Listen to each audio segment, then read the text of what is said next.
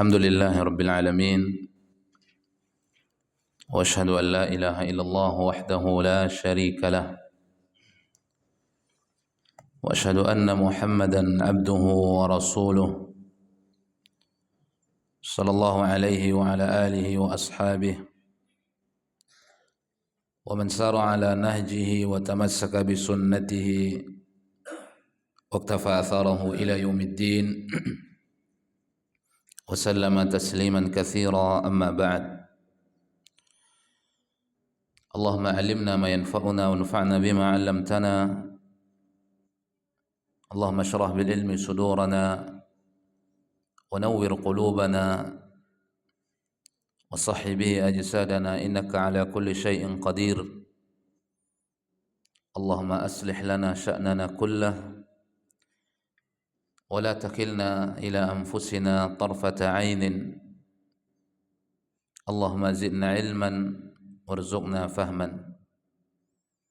قال الله تبارك وتعالى في كتابه الكريم بعد أعوذ بالله من الشيطان الرجيم: يا أيها الذين آمنوا اتقوا الله حق تقاته ولا تموتن إلا وأنتم مسلمون. يا أيها الناس اتقوا ربكم الذي خلقكم من نفس واحدة وخلق منها زوجها وبث منهما رجالا كثيرا ونساء واتقوا الله الذي تساءلون به والأرحام إن الله كان عليكم رقيبا.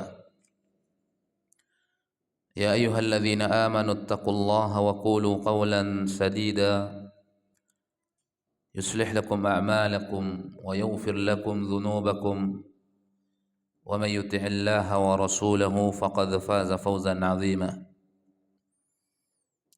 Masyara al-ikhwah, hadirin hadirat kaum muslimin kaum muslimat yang dimuliakan oleh Allah tabaraka wa taala,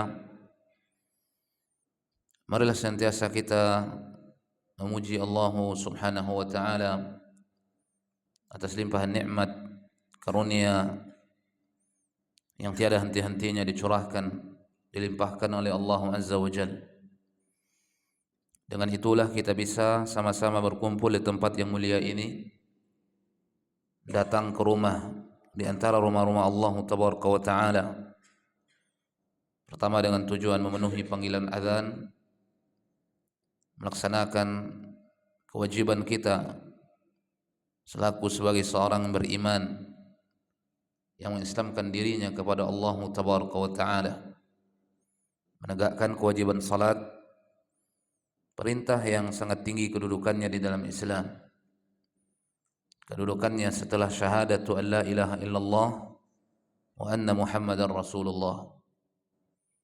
Salah satu munajat, doa yang dipanjatkan oleh Nabi Ibrahim alaihissalam agar Allah jadikan dirinya dan keturunannya orang-orang yang istiqamah di atas salat, menunjukkan bagaimana pentingnya dan tingginya kedudukan salat di sisi Rabbuna Jalla wa Ala. Seraya Nabi Ibrahim mengatakan, Rabbi ja'alni muqimas salah wa min dhurriyyati. Dan kita juga berdoa kepada Rabbuna Jalla wa Ala, semoga Allah menjadikan kita orang-orang yang istiqamah di atas salat. Begitu juga keturunan-keturunan kita Allah jadikan orang-orang yang istiqamah di atas salat. Kemudian kita berkumpul menjelang terbitnya matahari di pagi hari ini dengan tujuan hadir ke dalam majalisul ilm. Dan semoga perkumpulan kita di hari ini perkumpulan yang mendatangkan keutamaan-keutamaan daripada majalisul ilm. Salawat dan salam tercurahkan tu Rasulullah sallallahu alaihi wasallam, tercurahkan juga salawat dan salam untuk keluarga Nabi, seluruh para sahabatnya ridwanullahi alaihim ajma'in wa man tabi'ahum bi ihsanin ila yaumiddin. Ma'asyarul ikhwah, kembali kita membaca risalah yang ditulis oleh Imam Muhammad bin Abdul Wahhab At-Tamimi rahimahullah.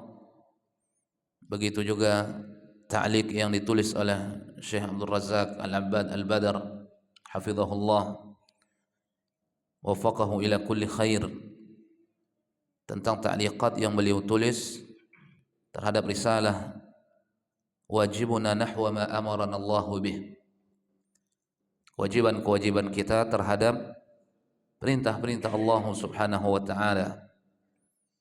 Di sana beliau menyebutkan sab'a maratiba, ada 7 tingkatan yang mesti diketahui oleh setiap muslim di dalam melaksanakan perintah-perintah Allah Subhanahu wa taala.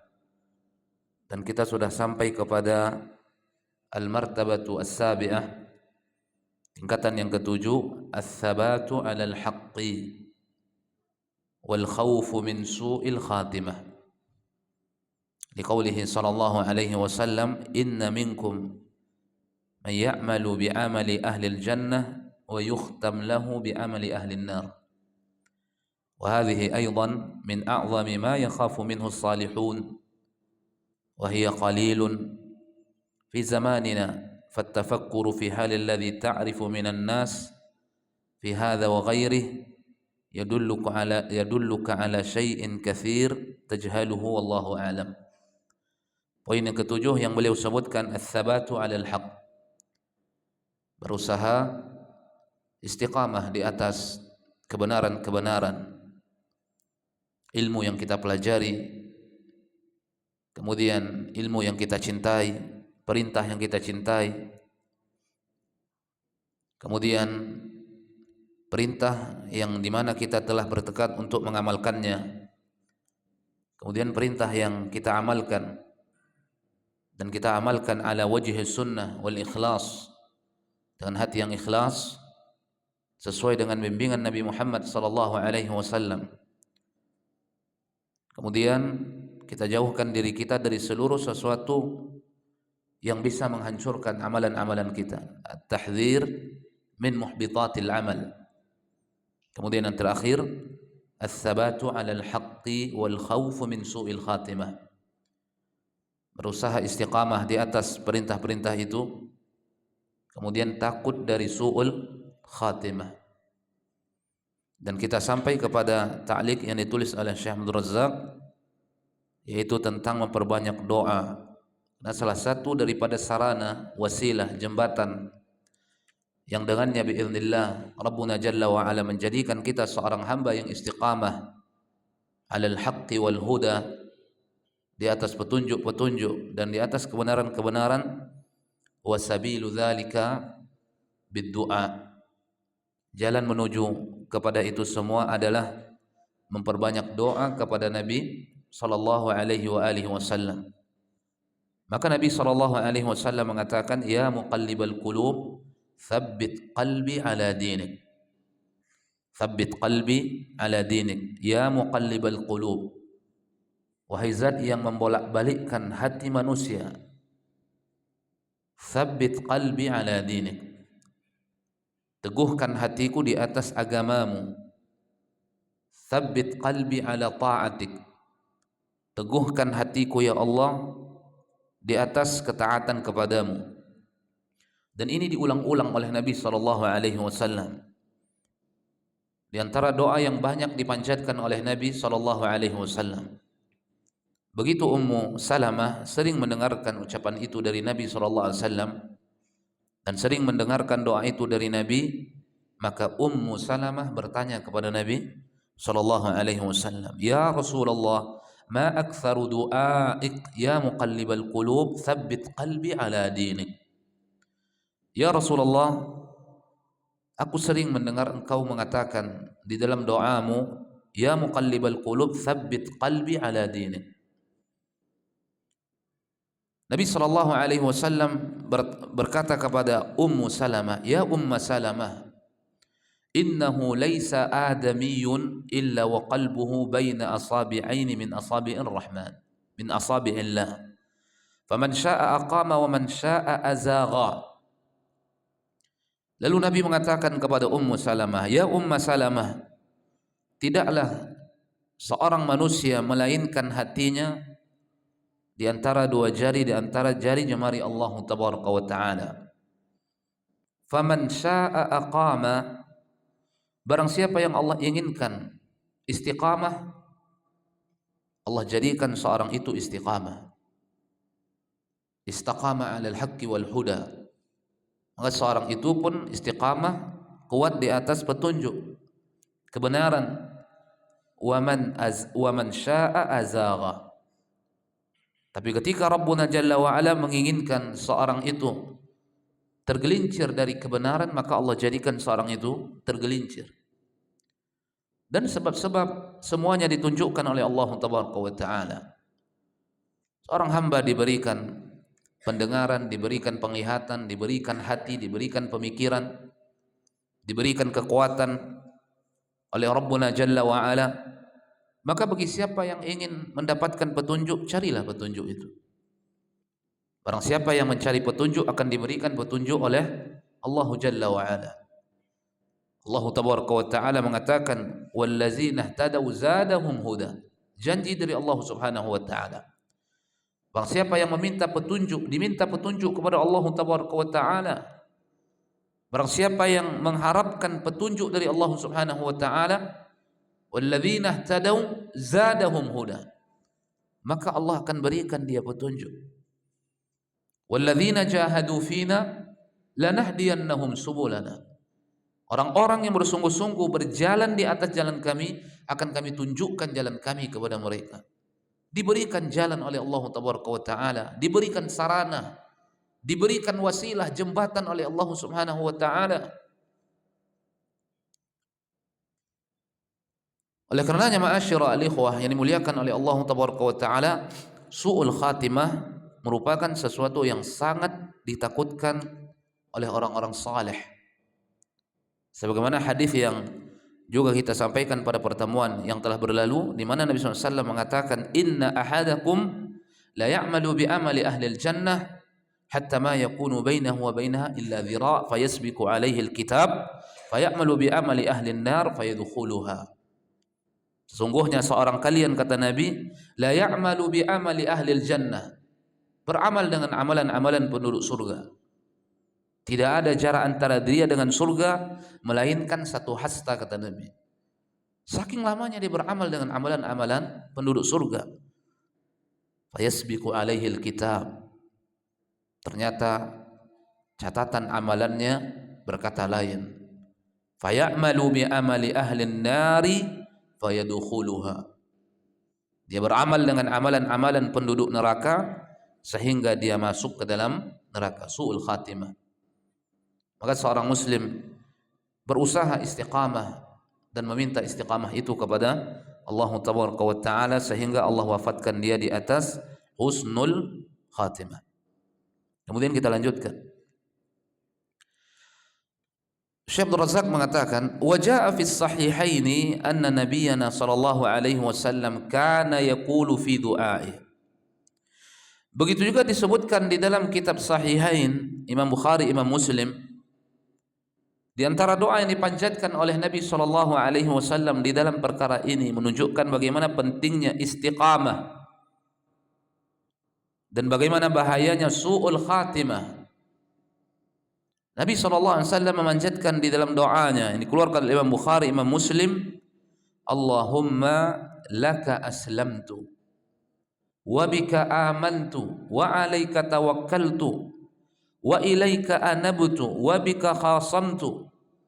Allahumma inni a'udzu bi'izzatik la ilaha illa anta an tudillani la ilaha illa anta an tudillani antal hayyul ladzi la yamutu wal jinnu wal insu yamutun. Wa kana fi kulli marratin yakhruju fiha min baitihi yaqulu sallallahu alaihi wasallam, Allahumma inni a'udzu bika an adilla aw udallu aw udalla aw azilla aw uzalla aw azlim aw uzlam aw ajhal aw yujhal alayya. Di antara doa juga yang dipanjatkan oleh Nabi sallallahu alaihi wasallam sebagaimana yang dikeluarkan oleh Imam Bukhari dan Imam Muslim di dalam kitab sahihnya, Nabi mengatakan, Allahumma laka aslamtu. Ya Allah, kepadamu aku mengislamkan diriku. kepadamu aku berserah diri, menjadi orang-orang yang tunduk dan patuh kepada Allah Azza wa Jalla. Wa bika amantu, dan kepadamu aku beriman, kepadamu keimananku aku berikan. Wa alaika tawakkaltu, dan kepadamu aku bertawakal. Lihat, tawakal datang setelah dia meminta sesuatu kepada Rabbuna Jalla wa Ala, baru dia bertawakal. Kenapa? Karena keislaman seseorang, keimanan seseorang berada di tangan siapa? Allah. Tidak mungkin seorang hamba itu dijadikan seorang muslim, tidak mungkin seorang hamba itu memeluk agama Islam kecuali atas kehendak Allah Taala. Tidak mungkin seseorang itu menjadi orang yang beriman kecuali atas kehendak Allah Taala. Semuanya di tangan Allah Taala. Keislaman kita, keimanan kita, ketaatan kita, ketakwaan kita. Walaula fadlullahi alaikum wa rahmatuhu ma zaka minkum min ahadin abada walakin Allah yuzakki man yasha. Kalaulah bukan karena rahmat, karunia, anugerah yang datang dari Allah, satu pun di antara kalian tidak akan mungkin bisa mensucikan dirinya sampai kepada tingkatan ketakwaan, ketaatan, orang yang tunduk kepada Allah Taala, tidak mungkin. Walakin Allah yuzakki man yasha. Allah yang membersihkan kalian siapapun yang dikehendaki oleh Allah Taala. Maka Allah yang mengislamkan seseorang, yang menjadikan seorang itu muslim, Allah. Yang menjadikan seorang itu mukmin, Allah. Kemudian wa alaika tawakkal. Atasmu, kepadamu aku bertawakal, berserah diri. Wa ilaika anabtu, dan kepadamu aku kembali ya Allah. Wa bika khasamtu, dan kepadamulah aku meminta pertolongan di dalam menuntut pembalasan, perlawanan terhadap musuh-musuh. Allahumma inni a'udzu bi'izzatik, ya Allah, aku berlindung kepadamu dengan keperkasaanmu, kemuliaanmu. La ilaha illa anta, tidak ada ilah yang berhak disembah kecualimu. Aku berlindung kepadamu dari ketergelinciran, kesesatan. Antal hayyul ladzi la yamut, sesungguhnya engkau maha hidup yang tidak mati. Wal jinnu wal insu yamutun, manusia dan jin pasti mati. Dan masyaallah muslimin, bagaimana pentingnya istiqamah? Nabi pun memintanya kepada Allah Tabaraka wa Ta'ala. Bahkan Nabi serahkan segala urusan itu kepada siapa? Allah. Nabi mengatakan, ya Allah, aku mengislamkan diriku kepadamu. Allahumma laka aslamtu wa bika amantu, dan kepadamu aku beriman, dan kepadamu aku bertawakal. Itu Nabi mengharapkan istiqamah, keimanan, ketakwaan kepada Allah Azza wa Jalla. Padahal Nabi itu ghafarallahu lahu ma taqaddama min dhanbihi wa ma ta'akhkhar. Wa ma'a dhalik, bersamaan dengan itu Nabi meminta kepada Allah Azza wa Jalla. Dalam hadis Ummu Salamah tadi kita sebutkan, Nabi meminta kepada Allah, Allahumma thabbit qalbi ala dinik, ya muqallibal qulub thabbit qalbi ala dinik. Dan di dalam hadis ini Nabi mengatakan, Allahumma laka aslamtu wa bika amantu wa alaika tawakkaltu wa ilaika anabtu wa bika khasamtu. Allahumma inni a'udzu bi'izzatik la ilaha illa anta an tudillani antal hayyul ladzi la yamut wal jinnu wal insu yamutun. Itu Nabi. Jadi pertanyaan yang setiap kita mesti bertanya kepada diri kita masing-masing, ma'asyarul muslimin, sampai di mana istiqamah itu kita minta kepada Allah Azza wa Jalla? Sampai di mana istiqamah itu kita harapkan dari Allah Subhanahu wa Ta'ala?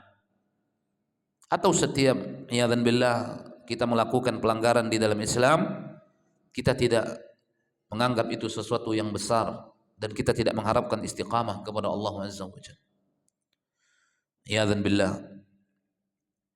Kemudian beliau mengatakan, wa kana fi kulli marratin yakhruju fiha min baitihi. Bahkan disebutkan juga setiap Nabi SAW keluar dari rumahnya, Setiap Nabi keluar dari rumahnya, yaqulu, Nabi mengatakan dalam sebuah hadis yang dikeluarkan oleh Imam Abu Dawud dan juga dikeluarkan oleh Imam Ibn Majah, Nabi SAW mengatakan setiap keluar dari rumahnya, dan hadisnya disahihkan oleh Syekh Albani rahimahullah, Nabi mengatakan, Allahumma inni a'udzubika an adilla au udal. Ya Allah, aku berlindung kepadamu an adilla au udal, dari kesesatan atau disesatkan, au azilla au uzal, dari ketergelinciran atau ditergelincirkan, menyesatkan atau disesatkan, membuat orang tergelincir atau dia yang dibuat tergelincir, atau menzalimi atau dizalimi, atau berlindung kepada Allah Tabaraka wa Ta'ala dari perbuatan pembodohan atau dibodohi dirinya. Berlindung kepada Allah Tabaraka wa Ta'ala, Nabi sallallahu alaihi wasallam. Dan apa inti daripada doa ini? Intinya adalah menjadi seorang hamba yang istiqamah. Itu intinya. Orang yang tidak istiqamah, orang yang sesat.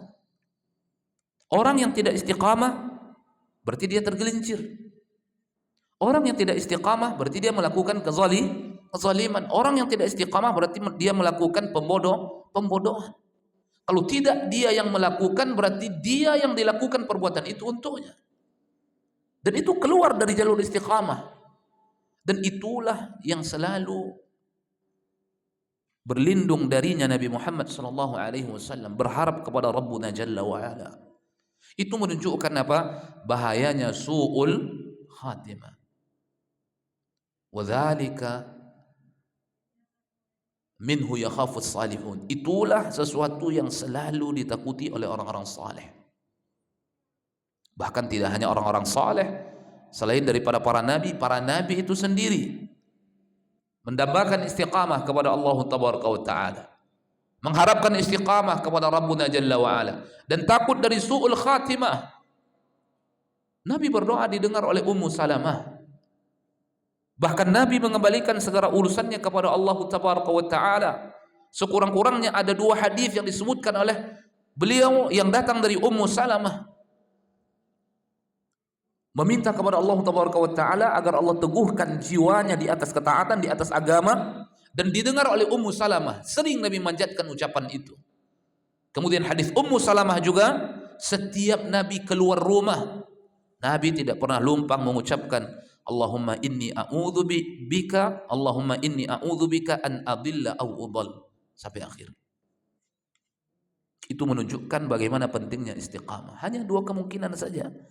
Imma istaqamal abdu hina mautih. Pertama, kalau tidak seorang hamba itu istiqamah di hari kematiannya, berarti dia tidak istiqamah. 2 kemungkinan. Imma husnul khatimah wa imma su'ul khatimah. Bisa jadi seorang hamba itu husnul khatimah, dan ini yang kita harapkan, atau seorang itu su'ul khatimah. Tapi biiznillah penentunya di masa-masa kehidupan yang dia jalani. Kalau di masa-masa hidupnya dia beramal dengan amal saleh, bukan amal saleh yang dipandang manusia, tetapi amal saleh yang dipandang oleh Allah Tabaraka wa Ta'ala, bukan amal saleh dalam timbangan manusia, tapi amal saleh dalam timbangan Allah, bukan istiqamah yang ditakar oleh manusia, tetapi istiqamah yang dianggap oleh Rabbuna Jalla wa Ala, idza istaqama tiwal hayati, apabila seorang hamba istiqamah sepanjang hidupnya. Kalaupun dia jatuh, dia kembali bangun. Kalaupun dia jatuh, dia kembali bangun. Dan jarak antara satu istiqamah dengan istiqamah berikutnya lebih panjang. Begitu seterusnya. Orang yang seperti ini biiznillah akan husnul khatimah. Tidak mungkin Rabbuna Jalla wa'ala menjadikan seorang yang ikhlas sepanjang hidupnya. Ketika pun terjerumus ke dalam maksiat, cepat dia kembali kepada Rabbuna Jalla wa'ala, beristighfar. Tidak mungkin orang-orang seperti itu Allah jadikan apa? Su'ul khatimah. Yang akan Allah jadikan orang-orang tersebut menjadi su'ul khatimah, yang memang hari-harinya penuh dengan penyimpangan-penyimpangan, maksiat. Amal salehnya lebih sedikit daripada dosa-dosanya. Ini su'ul khatimah. Tetapi orang-orang yang sepanjang hidupnya ikhlas, menjaga keikhlasan kepada Rabbuna Jalla wa'ala, beribadah dengan sebenar-benar ibadah, tunduk kepada Allah Tabaraka wa Ta'ala, maka mereka itu akan Allah jadikan sebagai orang-orang yang husnul khatimah. Kemudian beliau mengatakan, fasyahidu annal abda yad'u rabbahu tabaraka wa ta'ala alla yudilla wa alla yuzighah, yad'u rabbah tabaraka wa ta'ala an yuthabbita qalbah 'ala al-iman wa ya'khudhu bi asbabis thabat wal istiqamah. Maka yang menjadi sesuatu yang mesti kita perhatikan, kata beliau, annal abda, seorang hamba hendaknya selalu meminta kepada Rabbnya, berdoa kepada Rabbnya, alla yudillah, agar Allah tidak menyesatkan dirinya, wa alla yuzighah, agar Allah tidak menjadikan dia orang yang menyimpang, tergelincir. Yad'u rabbah, dia berdoa selalu kepada Rabbnya, tabaraka wa ta'ala ayyuthabbita qalbah, agar Allah tabaraka wa ta'ala menguatkan dan meneguhkan hatinya alal iman, wa ya'khudh bi asbabis tsabati wal istiqamah, dan dia selalu mengambil sebab-sebab keteguhan, istiqamah. Wa min dzalikum, di antaranya adalah ayyahris dauman wa abadan ala islahi sariratihi wa islahi batinihi bainahu wa bainallah. Kemudian beliau mengatakan, wa min dzalikum, adapun di antara sebab-sebab itu adalah ayyahris dauman wa abadan, seseorang itu hendaknya berusaha selalu ala islahi sariratihi, memperbaiki sarirahnya, batinnya, sesuatu yang tidak nampak, ya, maksudnya hatinya, antara dirinya dengan Allah tabaraka wa ta'ala. Walihada qala ahlul ilm, oleh karenanya ahli ilmu mengatakan, la yu'rab anna man salahat sariratuh wa hasunat aqidatuh bainahu wa bainallah ay yukhtam lahu bi khatimatin sayyi'ah. Makanya para ulama mengatakan, kata beliau, tidak diketahui anna man salahat sariratu, orang yang batinnya, jiwanya baik, hatinya baik, wa hasunat aqidatuh, dan akidahnya benar antara dirinya dengan Rabbnya, lalu Allah menutup usianya dengan su'ul khatimah, itu tidak diketahui, kata beliau. Dan Allah itu maha apa? Maha adil. Kemarin kita perbandingkan, ada orang yang mungkin seumur hidupnya puluhan tahun berada dalam kemungkaran-kemungkaran, dan di akhir hayatnya Allah berikan dia taubat. Ada apa tidak? Ada. Dan mati di atas kebaikan. Maka tidak mungkin, ma'asyarul muslimin, ada orang sepanjang hidupnya ikhlas amalannya, benar akidahnya, benar ketundukannya, tiba-tiba di akhir hayatnya su'ul khatimah. Yang ada itu adalah amalan-amalan yang baik sepanjang hidup itu yang dilihat oleh manusia. Belum tentu dia ikhlas. Bisa jadi dia ujub, tapi orang tidak tahu. Bisa jadi dia riya, tapi orang tidak tahu. Bisa jadi dia sum'ah, tapi orang tidak tahu. Bisa jadi dia pelaku maksiat secara batin, menyembunyikan maksiat di hadapan manusia, tetapi lantang melakukan maksiat di hadapan siapa? Allah. Ini yang Allah jadikan su'ul khatimah.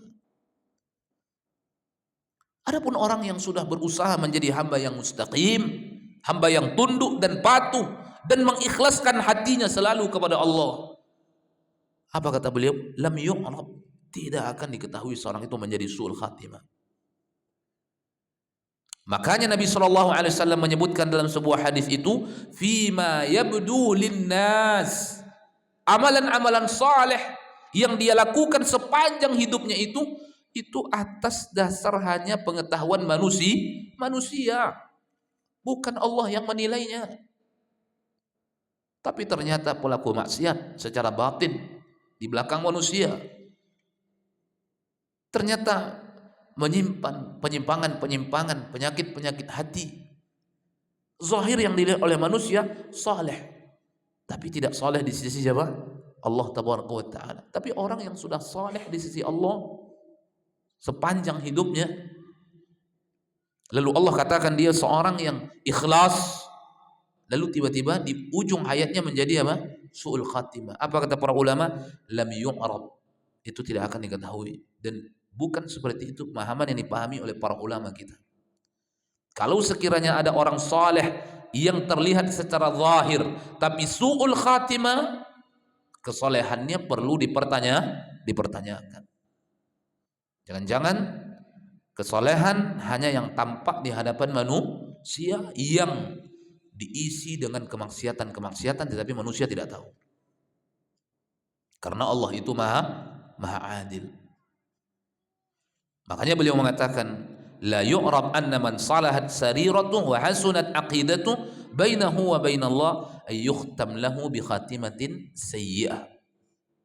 Orang yang sudah sarirahnya, sesuatu yang rahasia dari dirinya, batinnya, hatinya bersih, mukhlis, terlihat saleh juga di hadapan manusia, tiba-tiba menjadi su'ul khatimah. Kata beliau apa? La yu'rab. Yang seperti itu tidak diketahui di kalangan para ulama. Orang yang seperti itu biiznillah pasti husnul khatimah. Kemudian ma'asyarul muslimin muliakan oleh Allah tabaraka wa taala, beliau menukilkan perkataan Abdul Haq Al-Ishbili rahimahullah. Beliau mengatakan, wa'lam anna su'al khatimah, ketahuilah bahwa su'ul khatimah, a'adzana Allah minha, semoga Allah menjauhkan kita darinya, la yakunu liman istaqama zahiruhu wa saluha batinuhu. Su'ul khatimah tidak akan mungkin terjadi pada orang yang zahirnya saleh, begitu juga batinnya.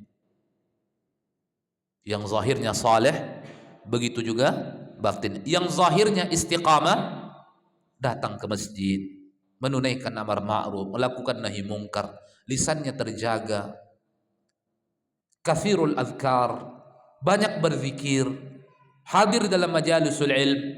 Kemudian wasaluha batinuh, batinnya juga seperti itu. Batinnya cinta kepada ilmu.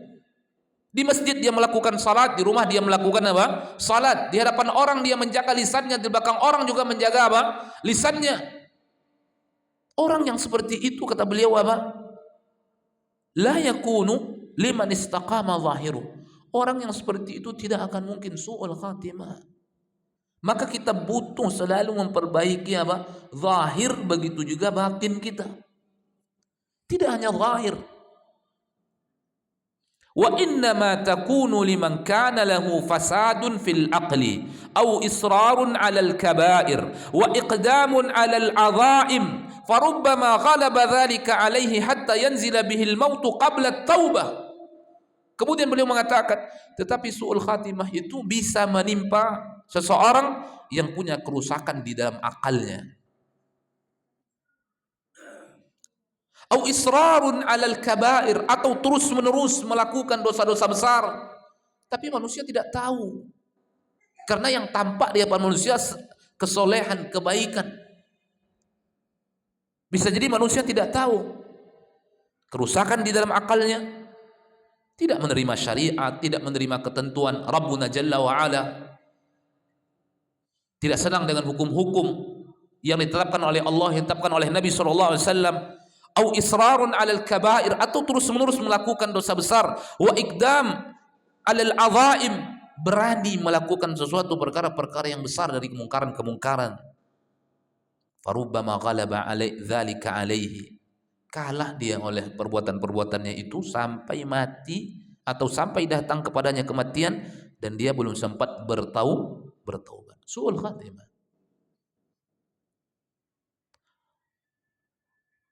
Wa yathiba alaihi qabla al-inabah, kematian itu pun datang menemuinya sebelum dia kembali kepada Allah.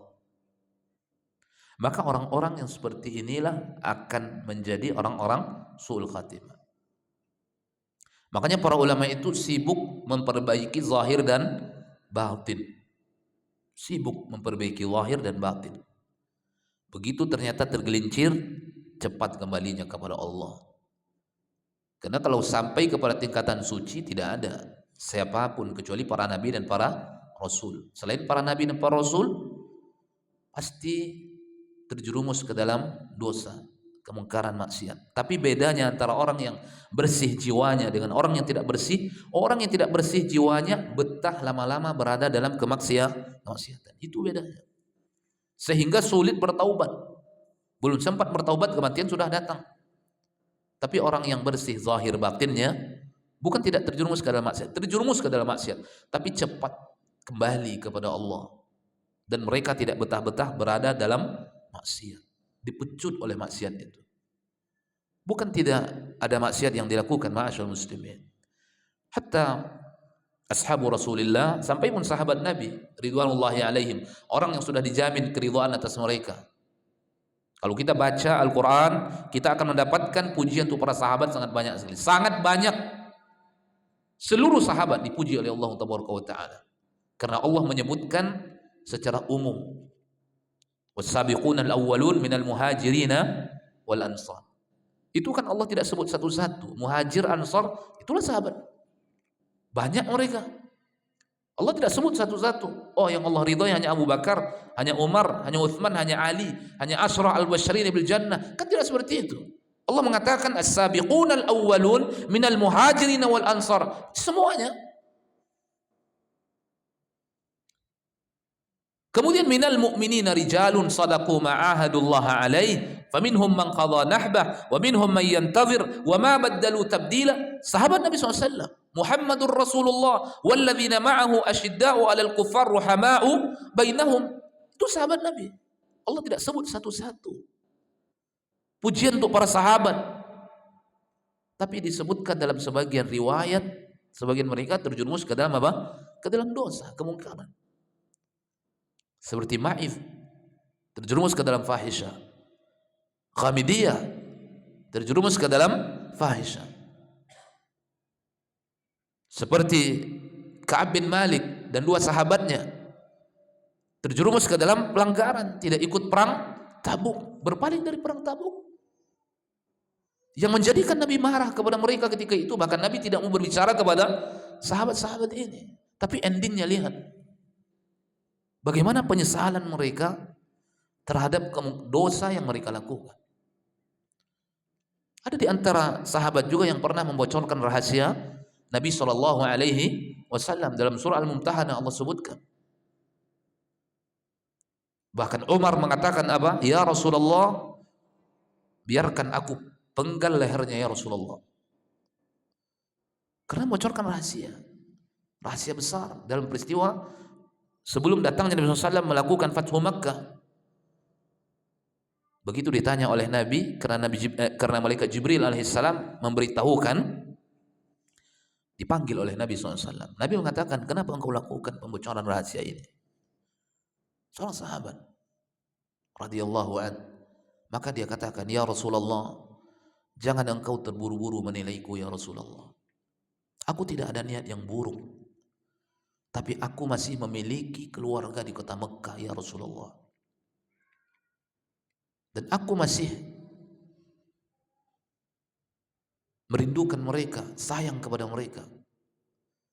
Dan sayang di sini bukan sayang di atas agama, karena agamanya berbeda. Tapi karena keluarganya. Saya bukan dari bangsa Quraisy, tapi saya dekat dengan orang-orang Quraisy ya Rasulullah. Dan keluargaku masih ada di kota Mekah. Yang pindah ke Madinah hanya aku, yang hijrah ke Madinah hanya aku. Umar langsung mengatakan, kau seorang munafik.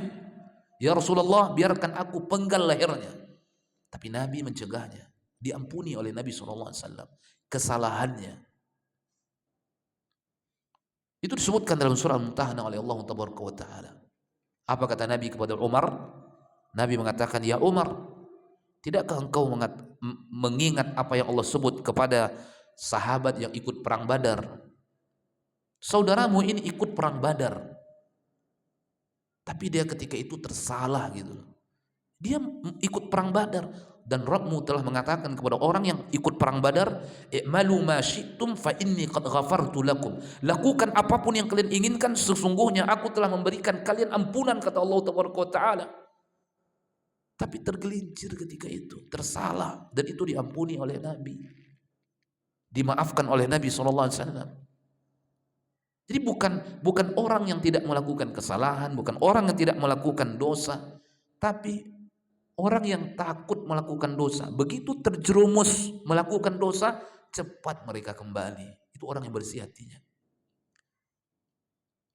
Tapi orang yang tidak bersih hatinya, baik zahir atau batin, itulah cikal bakal menjadi su'ul khatimah. Orang yang tidak mengkhawatirkan akan dosa, berani menjerumuskan dirinya ke dalam dosa tanpa kekhawatiran, tanpa rasa takut. Begitu terjerumus, betah berlama-lama berada di dalamnya, ma'asyiral muslimin. Ini orang-orang yang akan su'ul khatimah.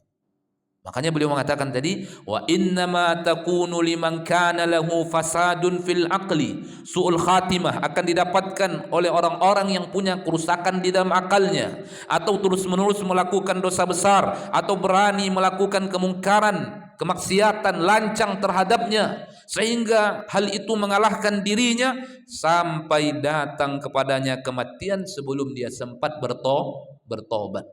Dan orang yang saleh zahirnya, bersih batinnya, tak mungkin seperti itu sikapnya. Pertama, sebelum dia melakukan maksiat, lama berfikirnya. Disitulah terjadi perlawanan antara dirinya dengan hawa nafsunya. Lakukan atau tidak, lakukan atau tidak. Rasa takut itu ada. Tapi dua kemungkinan, bisa jadi hawa nafsunya mengalahkan dirinya, bisa jadi tidak. Bisa jadi syaitan mengalahkan dirinya, bisa jadi tidak. Kalau tidak mengalahkan dirinya, hawa nafsunya dan syaitan, selamat dia dari kemungkaran. Tapi bisa jadi syaitan dan hawa nafsunya mengalahkan dirinya, terjerumuslah dia ke dalam maksiat. Begitu terjerumus, tidak betah berada di situ, sehingga cepat kembalinya kepada Allah Azza wa Jalla. Wa idza fa'alu fahishatan aw zalamu anfusahum dzakarullaha fastaghfiru lidzunubihim. Begitu mereka terjerumus ke dalam fahisyah, perbuatan-perbuatan yang kotor, perbuatan-perbuatan maksiat, bahkan fahisyah ini identik maknanya dengan zina. Wa idza fa'alu fahishatan aw zalamu anfusahum, atau mereka melakukan penzaliman terhadap dirinya, zakarullah, langsung mereka ingat kepada Allah tabaraka wa taala. Kalah mereka oleh syaitan, kalah mereka oleh hawa nafsunya, terjerumus ke dalam fahisyah, terjerumus ke dalam maksiat. Tapi begitu terjerumus, langsung ingat kepada Allah tabaraka wa taala. Fastaghfiru lidzunubihim. Seketika itu mereka langsung minta ampun kepada Allah terhadap dosa yang mereka lakukan. Ini orang-orang yang bersih jiwanya. Tak mungkin orang yang seperti itu akan apa? Su'ul khatimah. Tetapi orang yang dengan lantang melakukan kemungkaran, tidak memiliki rasa malu kepada Allah, kemudian kepada manusia, terus melakukan kemungkaran itu, inilah cikal bakal orang-orang yang mati akan su'ul khatimah. Wa innama takunu liman kana lahu fasadun fil aqli aw israrun 'alal kaba'ir wa ikdamun 'alal 'adha'im farubbama ghalaba dhalika 'alayhi hatta yanzila bihil mautu qabla at-taubati wa yathiba 'alayhi qabla al-inabah wa ya'khudhahu qabla islahi at-tawiyah fayastalimahu asy-syaitanu 'ala tilka as-sadamah wa yakhtatifahu inda tilka ad-dahsyah wal 'iyadzu billah. Tayyib. Kemudian beliau mengatakan, wa syahidu dzalik fil hadits ba'di riwayatihi qala alaihi salatu wassalam, yang menyaksikan hal itu juga kata beliau, sebagian riwayat yang Nabi sebutkan, inna ahadakum la ya'malu bi amali ahlil jannah. Sesungguhnya seorang kalian beramal dengan amalan penduduk surga. Fima yabdu linnas, yaitu apa-apa yang tampak oleh pandangan manusia. Jadi seperti yang kita sebutkan tadi, Allah itu maha adil. Kalau ada orang puluhan tahun hidup dalam kesesatan, kejahilan, kesyirikan, setahun sebelum dia mati masuk Islam, bertaubat, kemudian husnul khatimah. Itu banyak yang seperti itu kita saksikan. Bagaimana kiranya dengan orang yang puluhan tahun istiqamah, ikhlas beramal, takut kepada dosa, tiba-tiba di ujung-ujung akhirnya melakukan dosa lalu su'ul khatimah. Apa kata beliau? La yu'rab. Hal yang seperti itu tidak diketahui. Karena Allah Maha Adil. Yang diketahui seorang itu akan su'ul khatimah, khatimatun sayyi'atun, orang yang memang berani melakukan dosa-dosa besar walaupun di belakang manusia, atau kerusakan di dalam akalnya. Kalaupun terlihat saleh dalam pandangan manusia, itu atas penilaian manusia, antara dia dengan Rabbnya yang lebih tahu, manusia tidak tahu. Makanya Nabi mengatakan fima yabdu linnas, amalan saleh yang dia lakukan itu semua hanya menurut pandangan manusia. Ai annas sarirata kana fiha syai'un, sesuatu yang rahasia, ada sesuatu yang terdapat di dalamnya tapi manusia tidak tahu. Bisa jadi dia menyimpan dendam, kesumat, penyakit hati, tapi manusia tidak tahu. Bisa dirinya menyimpan dendam terhadap Islam, terhadap kaum muslimin, tapi manusia tidak tahu. Yang manusia tahu hanya kesolehannya, datangnya dia ke masjid, beradanya dia dalam majelis, tapi manusia tidak tahu hatinya seperti apa. Walihada 'ala al-'abdi ay yajtahida fi islahi sarirati. Oleh karenanya seorang hamba selalu berusaha memperbaiki sarirahnya, sesuatu yang rahasia dari dirinya, yang tidak tampak dari dirinya, wa tanqiyatuha bil ikhlas, selalu membersihkannya dengan ikhlas, wasidqi, kejujuran, mahabbah, kecintaan, wal khairi, dan kebaikan. Wa ayyub'ida an qalbihi, menjauhkan dari dirinya al-ghil, kebencian, al-hiqd, kehasadan, wa dafa'inal qulub wa sakhaiman nufus, dan sesuatu yang bisa menutup hati dan sesuatu yang bisa mengotori jiwa. Wa fid du'ail ma'thur, di dalam doa yang sangat masyhur ma'thur dari Nabi SAW, Nabi mengatakan waslul sakhimata qalbi, ya Allah bersihkan sakhimata qalbi, keburukan-keburukan yang ada dalam hatiku, penyakit-penyakit yang ada dalam hatiku, kotoran-kotoran yang ada dalam hatiku. Bayangkan Nabi, padahal Nabi itu sudah jelas seorang yang Allah sucikan. Sebelum Nabi diangkat menjadi Nabi pun Nabi sudah disucikan, dibersihkan sebelum diangkat menjadi Nabi sallallahu alaihi wasallam. Nabi tidak pernah minum khamar walaupun satu tetes. Lam yashrabu khamran qad. Bayangkan Nabi hidup di masyarakat yang tua itu ibaratnya seperti minum air mineral. Nabi hidup di tengah-tengah masyarakat seperti itu, tapi satu tetes pun Nabi tidak pernah meminumnya. Apalagi kalau bukan penjagaan yang datang dari Allah, yang Allah berikan kepada Nabi.